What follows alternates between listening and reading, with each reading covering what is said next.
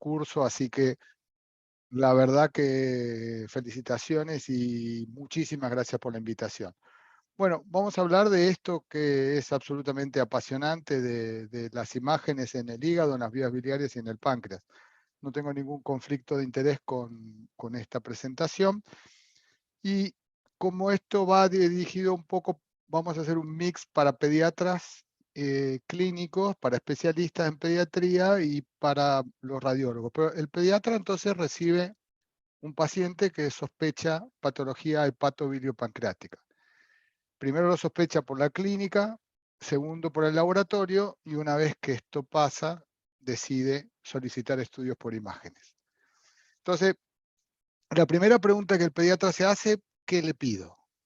Y la segunda pregunta que se hace es, ¿cómo lo pido?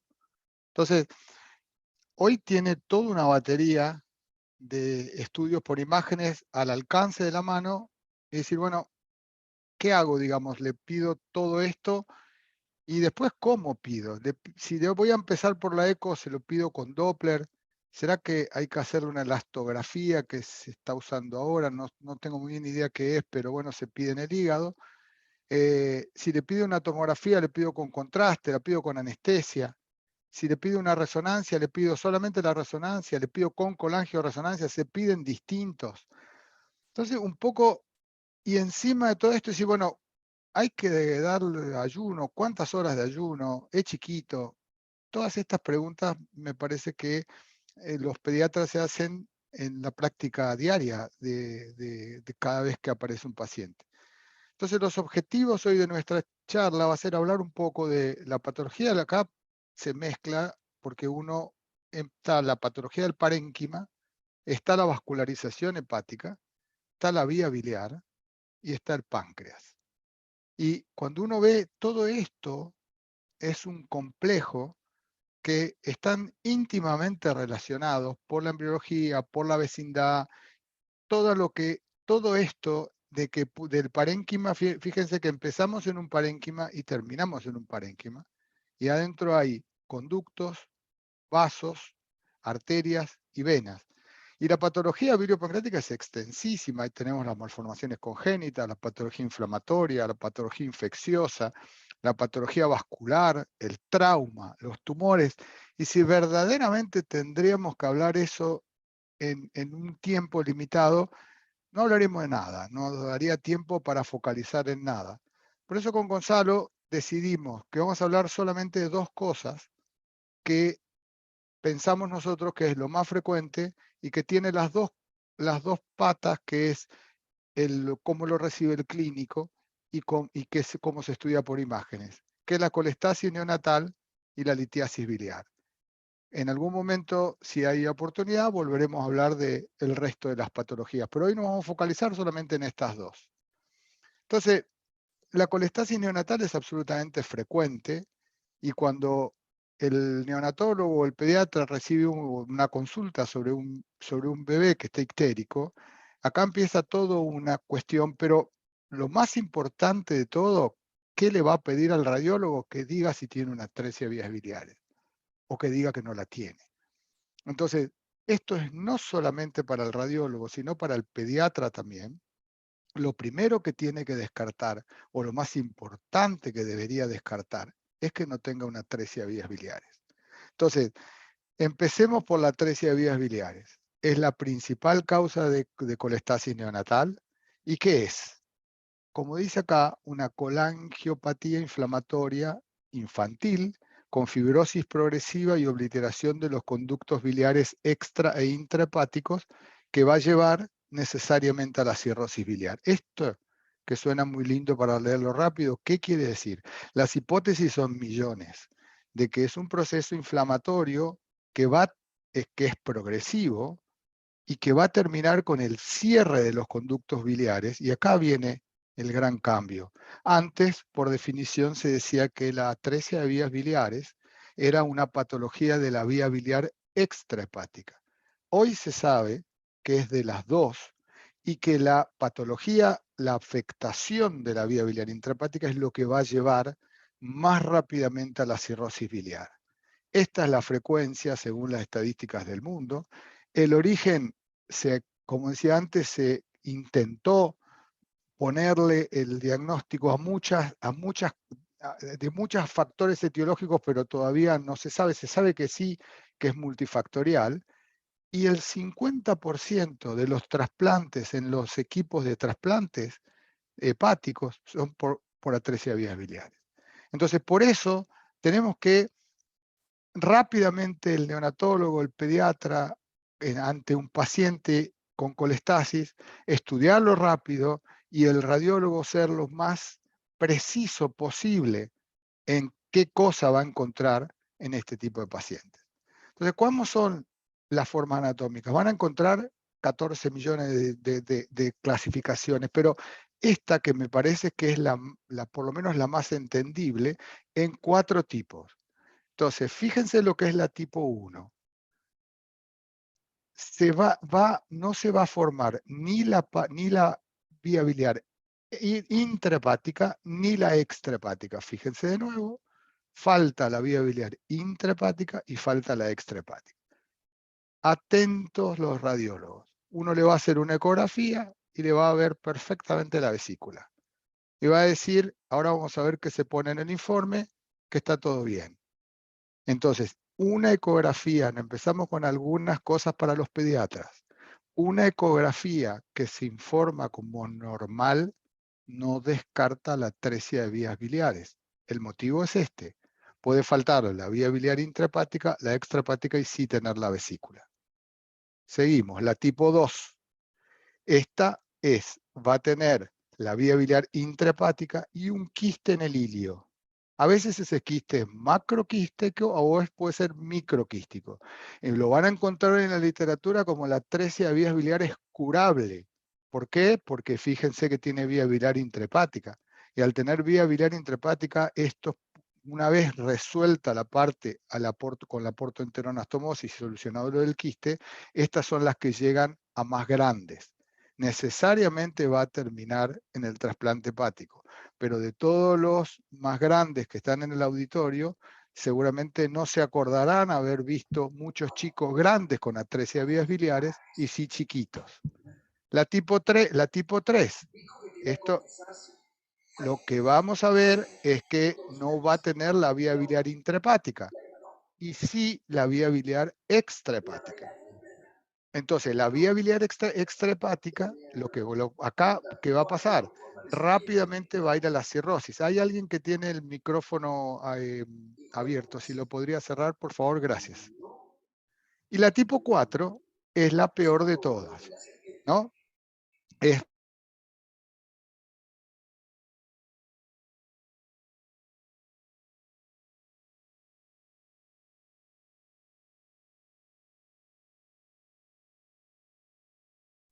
José. Sí, ¿ahora me escuchan? Sí, sí, porque puse Per- silencio a todos. Perfecto, perfecto. Entonces, fíjense acá, no hay nada, no sé si me escucharon la parte anterior, si quieren volvemos para atrás. La tipo 4 no va a haber nada de vía biliar. Absolutamente no va a estar formada. Entonces, si miramos esto, es una vía biliar normal, esto lo que decíamos una atresia de la que fuese, lo que va a marcar el pronóstico o la velocidad con que este recién nacido va a ir a la cirrosis es la presencia o la ausencia de la vía biliar intrahepática, porque esto lo que va a generar después, la cirrosis va a generar hipertensión portal y la hipertensión portal y la falla en la función del hígado por la cirrosis es lo que va a indicar que hay que trasplantarlo lo más rápidamente posible. Entonces, ¿cuál es la presentación clínica? Se sospecha clínicamente 8 de cada 10. Ictericia que persiste más allá de la segunda semana, bilirrubina conjugada aumentada, acolia, coluria, hepatomegalia dura y acordarse que es una enfermedad progresiva. No van a ser así, se va a ir desarrollando. Entonces, esto se va a poner ictérico y después pueden ir apareciendo el resto del componente clínico y esto se sabe bien que es una enfermedad progresiva. Acordarse de la colia, ese es el mejor diagnóstico, esto es el mejor diagnóstico por imágenes de la atresia de vías biliares cuando ven la caca blanca. Inclusive en muchos lugares se le da a los papás para que puedan comparar con esta regla colorimétrica cuántos. Es un trabajo de Lancet de hace mucho tiempo y se experimentó en muchos lugares de la Argentina para que los papás puedan saber si tiene acolia o no la tiene.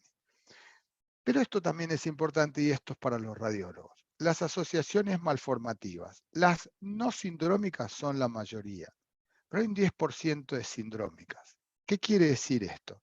Que si hay poliesplenia, si hay asplenia, si hay un hígado medial, si hay una porta preduodenal, si hay alteraciones en la vena cava inferior, continuación con ácidos, la que fuese, si hay malrotación intestinal, una cardiopatía congénita en un bebé con acolia, la posibilidad de que tenga una atresia de vías biliares es del 95%. Entonces, en todos estos, justamente, el radiólogo tiene que prestar atención y el clínico también tiene que prestar atención en un paciente con este tipo de patología, además de tener acolia. Les presento al señor Kasai. Morio Kasai fue el que inventa la cirugía, que es la cirugía de Kasai, que es una portoenteroanastomosis, que para los que no la vieron nunca, lo que se hace es, se saca el intestino, se lo coloca en la placa biliar y se hace una anastomosis término lateral en este lugar y esto se coloca en la placa biliar, que es donde van a drenar los dos conductos biliares. ¿Sí?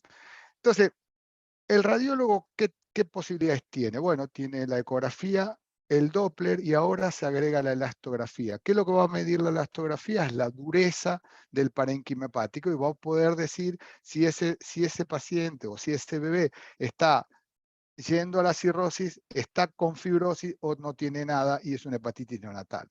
Entonces hoy la tendencia a esto, a llamarlo ecografía multiparamétrica, es ecografía morfológica, Doppler y la elastografía.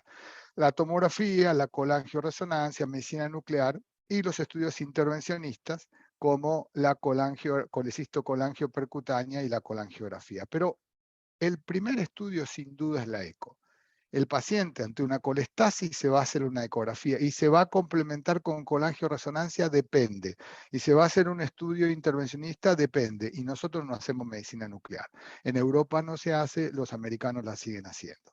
Entonces, esto que decía la multiparamétrica, vamos a ver lo morfológico, vamos a ver el Doppler, y la elastografía me va a medir si verdaderamente este hígado está duro y uno lo expresa como que está o fibrótico o ya yendo a la cirrosis. Entonces, fíjense, esto es cortesía de Esteban Dardanelli, que creo que es en Argentina la persona que más sabe de elastografía y que ha desarrollado en el hospital extremadamente bien. Paciente con colestasis, le hacen una vesícula muy chiquitita, pero la elasto es normal.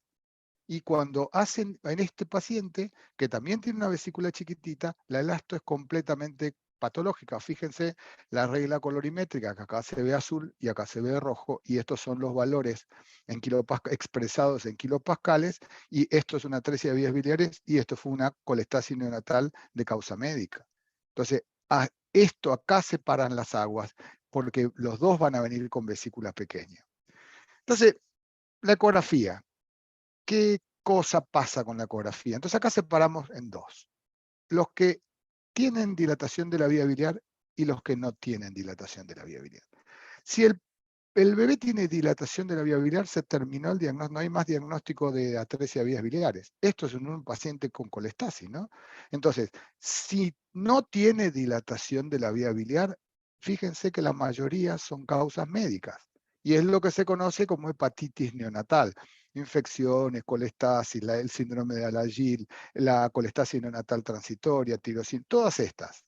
Ahora, las causas quirúrgicas es el quiste colédoco, litiasis, perforación espontánea, las duplicaciones, tumores que compriman y dilaten la vía biliar, pueden dilatar la vía. Pero ahora, la atresia no tiene dilatación de la vía biliar y es una causa quirúrgica y es el 40%. para los radiólogos. Si encontramos la vía biliar dilatada, descartamos por completo el diagnóstico de atresia de vías biliares. Entonces, acá volvemos. Ecografía primero. ¿Qué hacemos con esto? La primera cosa es cómo hacemos la ecografía. Y acá viene lo interesante. El paciente, el bebé debe estar en ayunas al menos de 4 horas. Y el protocolo para la colestasis, bueno, esto para los radiólogos, evaluar perfectamente el parénquima, si está normal, si está en el medio, si está invertido, cómo es la cogenicidad, si hay nódulos, la vesícula, si es normal, cómo son, si está dilatada, si es pequeña, el tamaño, si los contornos, la pared, la vía biliar si está o no está, si tiene quistes, si tiene vilomas. Todo el sistema vascular importantísimo. ¿Por qué la porta? Porque la porta se asocia en la atresia de vías biliares a hipoplasia portal. Y muy importante para los trasplantólogos saber qué calibre tiene la porta, si tiene más o menos de 4 milímetros. Ahora lo vamos a ver. ¿Cómo son los vasos mesentéricos? Si tiene signo de hipertensión portal, si el ductus venoso está permeable, si tiene derivaciones, el vaso si es único, si tiene polisplenia, si no tiene patología renal asociada, si tiene o no tiene ascitis. Todo esto tiene que evaluar el radiólogo cuando hace la ecografía. Pero acá entramos en un territorio complejo de todos los días. ¿Cómo hago el informe? Porque acá, esto es un informe de una ecografía abdominal en una colestasis, que dice hígado, forma, tamaño, estructura, vesícula de paredes finas y litiasis, o sea, la vesícula normal. Y dice, la vía biliar no se encuentra dilatada. Entonces, esto, acá tiene vesícula. Fíjense en este. Hígado, forma, tamaño, estructura. No se logra visualizar la vesícula biliar con 4 horas de ayuno. Entonces, en los dos, dice la vía biliar no se encuentra dilatada. En general pueden ser porque las plantillas lo dicen, en general puede ser porque uno lo pone. ¿Qué quiere decir eso para el pediatra? Que la vía biliar es normal, que no la veo y que lo debería ser solo patológico si está dilatada. Entonces, atención a los radiólogos. Yo creo que esto hay que sacarlo de acá y no poner más la vía biliar no se encuentra dilatada. Porque eso confunde en general cuando sobre todo se ve la vesícula. Porque uno no puede excluir con la ecografía de que, en una ecografía normal, de que tenga una atresia de vías biliares. Entonces yo pondría solamente de la vesícula y si no veo la vía biliar, no pondría absolutamente nada. No, porque no se encuentra dilatada o vía biliar no visible o toda esta cuestión yo no lo pondría. No pondría nada de la vía biliar porque no la veo. Entonces, y acá también se pone examen dentro de límites normales y es cierto, es un examen normal, pero no excluye la atresia de vías biliares. Entonces, 3 cosas tenemos, o 4, perdón, tenemos que evaluar por ecografía. La vesícula, presencia de micro o macroquistes, el síndrome de polisplenia y la porta. Si se acuerdan de esas 4 cosas, estamos bien. La vesícula es lo más importante. Nosotros al famoso triángulo core no le damos bolilla. No nos pareció nunca, siempre nos pareció muy inespecífico, así que en el hospital no lo utilizamos. Entonces, en ayunas, como dijimos, fíjense, ve una vesícula chiquitita. Y vesícula normal, 9.3% de atresias tiene una vesícula normal, como les mostré en el primer tipo. Y el 34% tiene una vesícula pequeña o completamente atrética. Atención cuando el paciente tiene ascitis, que puede dar una imagen de falsa vesícula y es el líquido que está metido. Ese líquido no tiene pared, entonces no se va a ver la pared de la vesícula y es líquido y no es vesícula. Entonces, atención con eso. Entonces, la vesícula biliar así chiquita también puede estar en otras colestasis médicas. Entonces, a medida que vamos mirando, a cosas vamos aproximándonos, pero no hay ningún signo de certeza. Si uno ve una vesícula con irregularidades del contorno, esto es un signo evocador de atresia. Lo mismo que este tipo, ven que tiene algo de pared, pero la vesícula es completamente irregular. Ahora, vesícula normal y grande, ¿qué tenemos que hacer? Le damos un biberón y vemos si se vacía. Si la vesícula no se vacía después del biberón, también a estar atento a que puede ser una atresia de vías biliares. Esto es lo del Triancore, publicado por un grupo coreano hace bastante tiempo, y es esta imagen ecogénica que se ve en el territorio portal, que es donde se ve, donde estaría y que uno puede medir y es mayor de 4 milímetros. Es más específico que sensible, nosotros no lo usamos. Esto sí es importante. Los quistes, porque podemos encontrarlos. Los que hacen ecografía prenatal o los pediatras le puede llegar un paciente que tenga una ecografía prenatal con esto, o después que se hace el CASAI, pueden aparecer esto, o postnatal sin hacer el CASAI o después de hacer el CASAI. Entonces, ¿cómo vamos a ver? Estos quistes ciliares lo muestro en tomografía porque fue muy gráfico, o este que estaba acá que a veces se confunde con el quiste colédoco y uno dice es un quiste colédoco con atresia. No, es una atresia de vías biliar quística que en general el quiste colédoco no tiene ni ascitis como tiene, ni el hígado cirrótico como ven acá. O pueden haber esto en el ilio, estos macroquistes gigantes también. Si uno ve esto en un paciente con colestasis, lo más probable es que sea una atresia biliar quística, que es el 8%, no es mucho, pero aparecen estos quistes. Si uno ve estos quistes en el ilio en un paciente colestásico, tiene que sospechar fuertemente atresia vías biliares. Entonces, fíjense este caso, 6 meses de edad, derivada desde la provincia de nuestro hospital con ictericia, colia, coluria, distensión abdominal, el laboratorio alterado y este quiste. Entonces, ¿esto puede ser un quiste colédoco? Con todo esto que estamos hablando, no, porque el quiste colédoco no va a tener cirrosis ni va a tener afectada la función. Se operó directamente, se le hizo otro estudio y dice, esto es la cirugía del trasplante, fíjense el color que tiene el hígado de la atresia y fíjense lo que es la pequeña vesiculita que había en la cirugía. Después hay microquistes. El equipo de Bicetre publicaron hace un tiempito también que estos microquistes también son entre 2 y 4 milímetros justo en la placa iliar, justo exactamente en el ilio, son evocadores de atresia vías biliares. Y esto es lo que decíamos, acordarse, publicado ya por Daniel Pariente y Stephanie Franqui, que esto lo que diferencia al quiste colédoco de la atresia quística, que este va a tener un hígado normal, este va a tener ascitis irregular y cirrótico y este no. Acordarse de cada vez que van a ver una atresia, medirle bien la porta en el tronco, la parte extrahepática, porque el cirujano tiene que saber, el trasplantólogo, antes de trasplantarlo, que tiene una hipoplasia portal, porque tiene que preparar en el hospital lo que se hace, le ponen un graf que generalmente de vena autóloga para reemplazar la dificultad de esta pequeña porta que va a tener el paciente. Si no, esto va a ser muy difícil de anastomosar con la porta que venga del hígado. Entonces se pone un graf y de esa manera se soluciona. Pero la hipoplasia portal, porta menor de 4 milímetros, se asocia a la atresia vías biliares.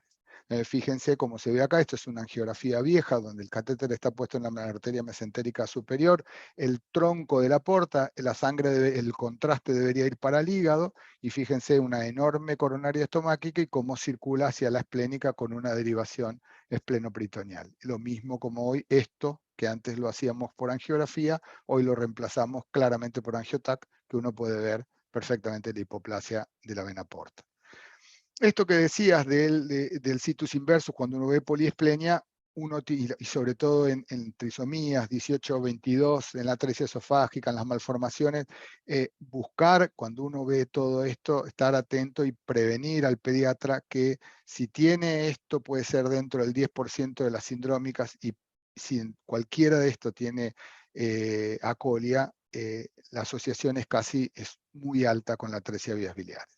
Colangio no hacemos, en general hay un trabajo de Filippetti del grupo de Marsella que mostraron que la visibilidad de la vía biliar en niños así, esto hicieron un trabajo muy interesante, vieron en chicos asintomáticos, hicieron resonancia a chicos sanos. Entonces en los chicos sanos, menos de 45 días, lo que veían era que la vía biliar extrahepática se veía en un 44%, pero la intrahepática no, menos del 30%. Entonces, uno puede decir que la vía biliar extrahepática está, pero no puede opinar sobre la vía biliar intrahepática, ¿sí? Porque es muy chiquitita, circula muy lentamente, entonces todavía hacer el diagnóstico de atresia de vías biliares con colangio resonancia es bastante difícil. La medicina nuclear, como le decía, el doctor Andrew Trout de Cincinnati Children, ellos lo hacen, nosotros no lo hacemos y en Europa tampoco se hace. La colecistocolangiografía percutánea la hicimos durante mucho tiempo, es pinchar la vesícula, fíjense, se pincha percutáneo y se llena y se ve que para arriba no va nada y va esta vía biliar extrahepática, y esto es una intraoperatoria, la mayoría de las veces lo hacen. Sobre todo para saber, para diferenciar con las hepatitis neonatales, si la vía biliar está perfecta, listo, se hace el diagnóstico, se termina el diagnóstico de atresia vías biliares. Entonces, pasamos ahora a los que no tienen dilatación de la vía biliar y es otra manera de proceso inflamatorio obstructivo, que es la colangitis esclerosante neonatal. Lo mismo, lo estudiamos igual, entonces es un proceso inflamatorio y obliterante que va a ser en distintos lugares de la vía biliar y va a llevar a zonas de estenosis y de dilatación. Hay una forma neonatal, hay una forma primaria que es ligada a la enfermedad inflamatoria intestinal, secundaria a enfermedad de Langerhans o inmunopatías o la autoinmune. Pero la neonatal, uno va a ver una vesícula chiquita también. Entonces, acá es lo mismo. Bueno, es una atresia, no es una atresia, y este chico se intentó hacer una colangio transhepática y fíjense, se ve la vía biliar que llega hasta, y se ve la vía biliar intrahepática completamente patológica. Este paciente terminó tratándose como una colangitis esclerosante. Ahora pasamos a los cuando se dilata la vía biliar. Y acá pasamos a lo que, como en todo en medicina, cambia los nombres. Ahora ya parece que no se puede decir más quiste colédoco y la mayoría de los trabajos últimos lo llaman malformación congénita de la vía biliar principal. Se sigue llamando quiste colédoco. Entonces, ¿cómo lo estudiamos? Con ecografía Doppler, y acá sí le ponemos la colangioresonancia, que tiene una utilidad enorme. Entonces, fíjense la clínica, predominantemente femenino, va a tener dolor abdominal, puede tener pancreatitis, puede tener episodio de colestasis, colangitis, litiasis, se puede romper, puede llevar a la cirrosis raramente, muy raramente, y puede tener transformación maligna, sí. Por eso en algunas series y en el hospital en algún momento se hacían la derivación a la vesícula y se dejó de hacer de eso, el quiste a la vesícula, y se dejó de hacer eso porque hay reportes de transformación maligna. Pero bueno, ¿qué pasa con el quiste colédoco? ¿Ustedes se acuerdan de la anatomía?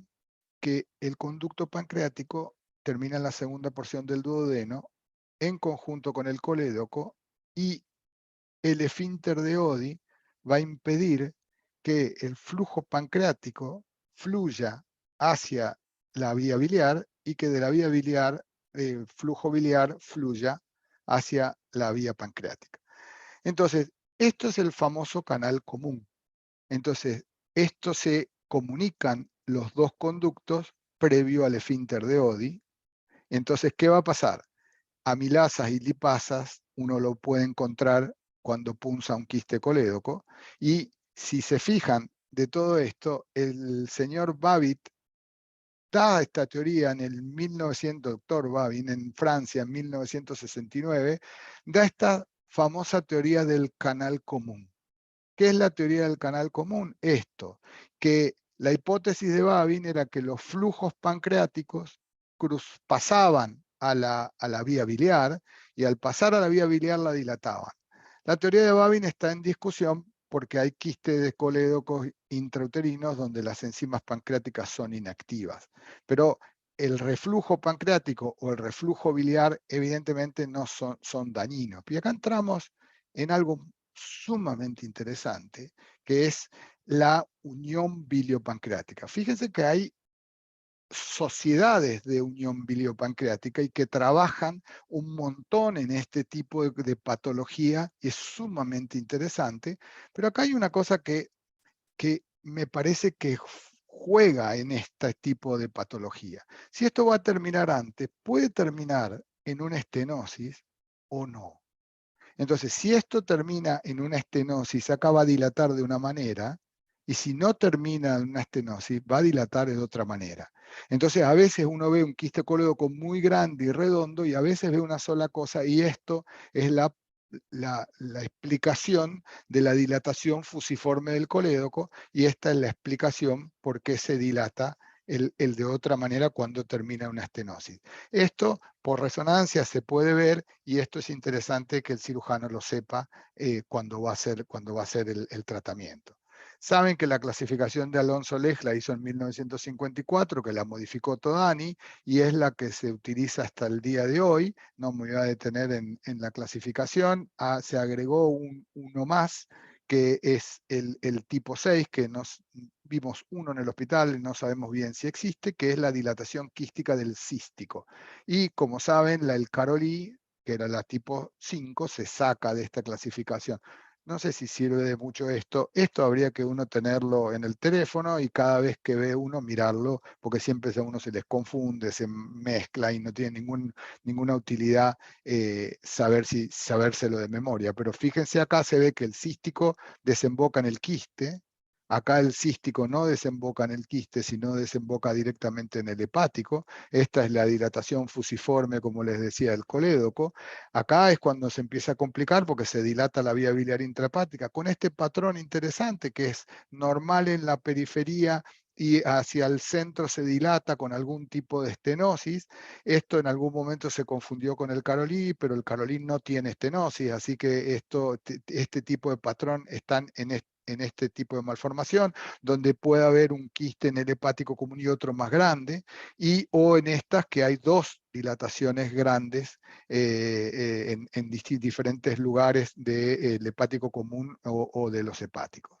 Entonces, la realidad es cuando de esto, ¿qué tenemos que saber? Hacemos la ecografía nosotros en el hospital y después le hacemos una resonancia.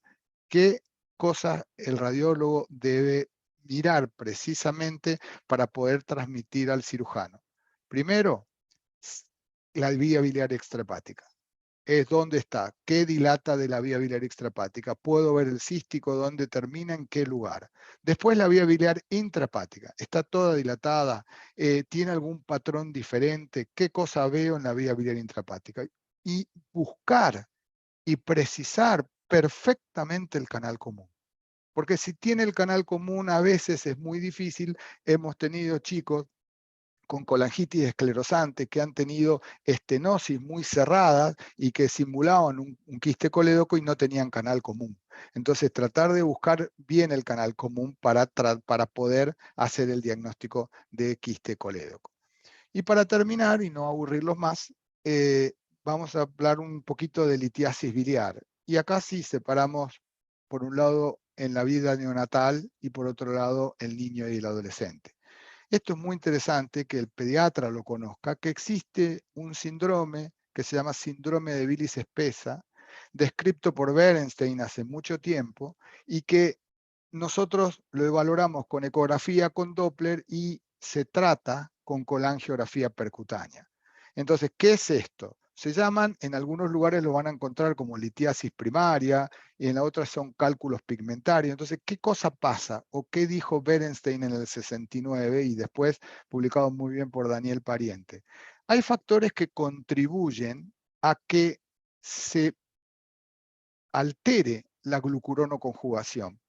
Pero lo interesante de esto es que la glucuronoconjugación se altera de manera transitoria. Entonces, la infección, la incompatibilidad, nutrición parenteral, sepsis, diarrea, cualquier injuria puede alterar en el recién nacido o en el lactante esta alteración transitoria de la glucuronoconjugación, y lo que va a tener es un síndrome coledociano. ¿Por qué? Porque la bilis se hace más espesa y lo que hace es tapa, como ven acá. Acá pinchamos el hepático izquierdo y uno entró donde pudo, y a veces uno va a ver barro en la vesícula y barro y el colédoco, todo el colédoco dilatado, y el bebé con ictericia, coli y coluria, y esto funcionan muy bien con el urso desoxicólico, pero si no funciona hay que hacerle un tratamiento intervencionista. Cada vez menos se hacen tratamientos intervencionistas de estos pacientes porque el urso desoxicólico generalmente lo diluye a ese barro espeso y lo saca, ¿no? En los más grandes también ecografía y colangioresonancia. Ahora sí, en nuestro hospital hay un endoscopista que es el que las trata, que quiere los dos estudios, pero fundamentalmente la colangio para poder guiarse. Entonces, todas estas causas, como ustedes ya saben, de enfermedades hematológicas, la fibrosis quística, la malabsorción, nutrición parenteral, tratamiento con furosemida, resección intestinal extensa, el mismo quiste colédoco, idiopática, puede uno encontrar el cálculo. Entonces, ¿qué cosa hay que saber cuando uno encuentra? Mirar la pared de la vesícula, fijarse si no tiene agregada una colecistitis, y con toda la paciencia del mundo tratar de seguir el colédoco y ver si no hay un calculito distal. Entonces, una vez que uno termine y fijarse si no tiene ninguna otra cosa anatómica, sí hacemos la colangio, donde vamos a poder ver si hay más cálculos que los que vimos con la ecografía, y de esa manera lo que hace el endoscopista los trata. Fíjense la cantidad de cálculos distales que hay en estos pacientes. Esto es una parte, pero la mayoría llegan, bueno, pueden llegar con clínica o pueden llegar con coluria, con acolio, por obstrucción de la vía biliar, pero pueden llegar por pancreatitis directamente. Entonces, si llegan, el paciente debuta con una pancreatitis, ahí la cuestión que uno tiene que saber, ir a mirar la unión biliopancreático si está normal, ver si no tiene un cálculo, ver si no tiene un canal común que puede ejercer, porque el líquido puede ir del páncreas a la vía biliar o de la vía biliar al páncreas. Entonces, las pancreatitis también, que no, si bien no son muy frecuentes, son a veces muy difíciles de tratar. Entonces, de todo esto, fíjense este paciente, 16 años, dolor, dolor en el hipocondrio derecho, fiebre, amilasa, lipasas normales, antecedentes de dolor en el hipocondrio derecho, litiasis vesicular por ecografía. Se ve esta vez esto, y en el colédoco distal, esto. Entonces, esto es lo que informamos nosotros, y el lito en el bacinete y en el colédoco. En enero, después, esto pasó, después se hace la endoscopía para poder para sacar el cálculo, 24 horas, fiebre, amilasa, lipasa aumentada, dolor intenso. Genera una pancreatitis post procedimiento, que son frecuentes este tipo de pancreatitis. Se hace una colangio y se ve todo bien, ¿no? Se ve la vía biliar de la izquierda, la derecha, no parece haber restos de litiasis. Se realiza la colecistectomía y un mes después el paciente aparece con un cálculo residual que no se había visto, bien distal, en el colédoco distal, que una de las posibilidades que puede pasar es que tanto al endoscopista como después de la cirugía y después del tratamiento, algún cálculo haya quedado. Entonces, la eco nos sirve porque está dilatado. A veces no se ve, y para eso usamos el complemento con la colangioresonancia. En conclusión, sin duda la eco es el primer estudio ante la patología hepatobiliar, sin ninguna duda. Acuérdense que siempre hay que complementar con la ecografía morfológica y el Doppler. Si hay posibilidad de elastografía, mejor, pero siempre complementar ecografía y Doppler. Con la dilatación de la vía biliar, tratar de precisar el sitio de la obstrucción. Esto es lo mismo que cuando hay hipertensión portal. El radiólogo tiene que tratar de decir dónde está el obstáculo. Acá es lo mismo. Tenemos que tratar de precisar dónde está el obstáculo. Si no tiene dilatación de la vía biliar, atención con las atresias vías biliares, acordarse de estas 4 cosas los radiólogos, pero fundamentalmente en todos los colestásicos, tener como primera sospecha la atresia vías biliares y descartarla. Entonces, acordarse también para los pediatras que la atresia puede tener una ecografía absolutamente normal. Y en el quiste colédoco, cómo evaluar cuando uno lo va a evaluar por resonancia, ver la vía biliar intrahepática, la vía biliar extrahepática y buscar el canal común. Tener en cuenta el síndrome de bilis espesa sobre todo en los lactantes, en los chiquitos, en los recién nacidos y lactantes, que le pasó algo, diarrea, que estuvieron internados por alguna causa, pensar que eso, la glucuronoconjugación se puede alterar y tienen un síndrome coledociano. Y previo al tratamiento de la litiasis biliar, el par para evaluar es la ecografía y la colangioresonancia. Muchas gracias por la atención.